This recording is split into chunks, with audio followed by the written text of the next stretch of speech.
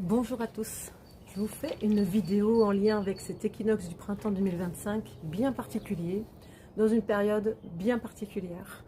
On a vraiment un ensemble de choses qui se réunissent et on est dans ce qu'on peut appeler un moment, un tunnel énergétique entre deux éclipses. Il y a eu l'éclipse lunaire du 18 mars et l'éclipse solaire qui arrive 28 mars. Donc on est pile poil dans cet entre-deux, un moment aussi de téléchargement, de mise à jour particulière où il y a vraiment tout un potentiel qui peut s'ouvrir pour chacun.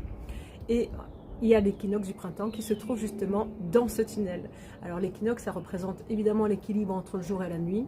Donc c'est vraiment à ramener à soi, comment on trouve notre équilibre à nous, entre notre ombre, notre lumière intérieure. Comment on fait le lien dans cette dualité pour justement unir.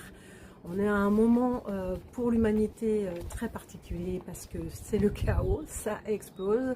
Et je le vois, et pas que moi, comme vraiment une purge. Évidemment, on entend parler beaucoup plus de cette part d'ombre qui a pris le dessus sur Terre. Ça, c'est d'une grande évidence.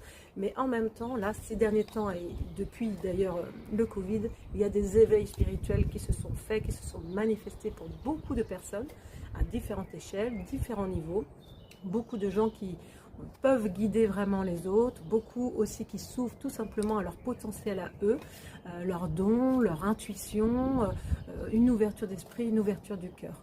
Et ça, évidemment, on en parle beaucoup moins. Mais sur des plans quantiques énergétiques, la lumière, elle est très présente. Et notre planète est en train de s'éveiller et de s'élever. Ça, c'est incontestable et c'est même très scientifique, voilà, au niveau de son taux vibratoire. Et donc, elle nous pousse évidemment à nous élever. Alors, elle aussi, elle fait ses purges avec de grandes manifestations naturelles qui viennent faire du grand nettoyage. C'est bien triste sur un plan, évidemment, pour les innocents. Et sur un autre plan, on peut se dire que tout ça fait partie d'un grand plan divin, justement, et que chaque âme aussi vit ce qu'elle a à vivre sur son cheminement personnel. Voilà, si on regarde tout ça avec une vision plus haute, justement, un œil au-dessus, pour sortir du concret de la matière, eh bien, on peut accepter que on vient sur Terre pour vivre une école d'expérience qui est plus ou moins douloureuse selon le parcours de chacun.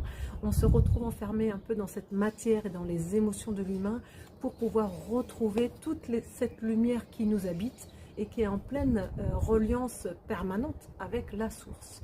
Et comment on fait les justes choix pour soi? Alors évidemment, beaucoup et quasiment tous peut-être se sont perdus dans quelques vies et reviennent pour continuer d'expérimenter, d'explorer. Mais petit à petit, voilà, on peut nettoyer. Et aujourd'hui, on est vraiment très accompagné par beaucoup d'êtres, qu'ils soient invisibles,